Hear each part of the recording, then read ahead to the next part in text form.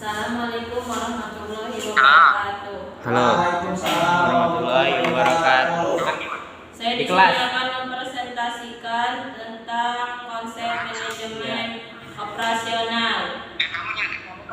Pengertian manajemen operasional. Ahli manajemen J. Heiser dan B.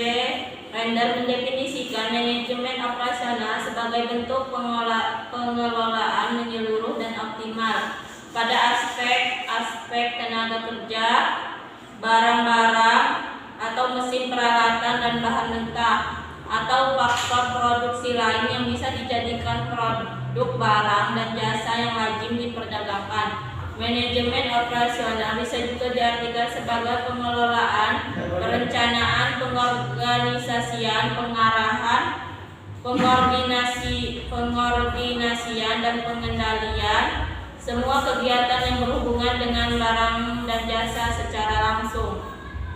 Tujuan manajemen operasional: 1. Meningkatkan efisiensi perusahaan. 2. Meningkatkan produktivitas perusahaan. 3. Mengurangi biaya pengeluaran berbagai kegiatan yang diselenggarakan oleh perusahaan. 4. Meningkatkan kualitas perusahaan. 5. Mengurangi waktu proses produksi suatu perusahaan. Fungsi manajemen operasional: 1.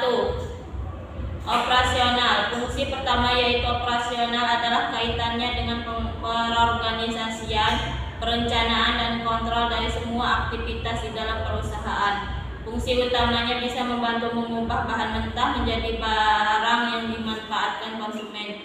2. Prediksi. Fungsi selanjutnya yaitu prediksi, dilakukan oleh perangkat lunak untuk membuat perkiraan dan kejadian tertentu pada masa depan. Strategi. Strategi dalam pengelolaan operasional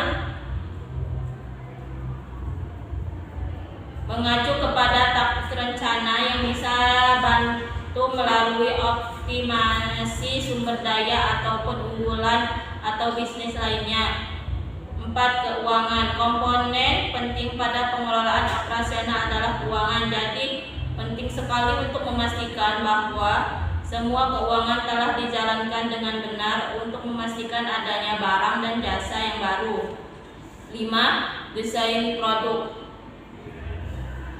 Dengan teknologi yang tersedia, penjualan produk menjadi jauh lebih sederhana. Salah satu tugas utama pengelolaan operasional adalah memastikan bahwa suatu produk dirancang dengan baik dan memenuhi tren pasar serta memenuhi kebutuhan konsumen. 6. Pertahanan kualitas. Bisa memastikan kualitas produk yang lebih baik. Tidak ada kompromi untuk kualitas produk terbaik. Tim manajemen operasional harus mengerjakan manajemen kualitas produk dan jasa dan harus mengawasi semua tugas. Aspek ruang lingkup manajemen operasional. 1. Aspek struktural merupakan aspek mengenai pengaturan komponen yang membangun suatu sistem manajemen operasional yang saling berinteraksi antara satu sama lainnya. 2. Aspek fungsional.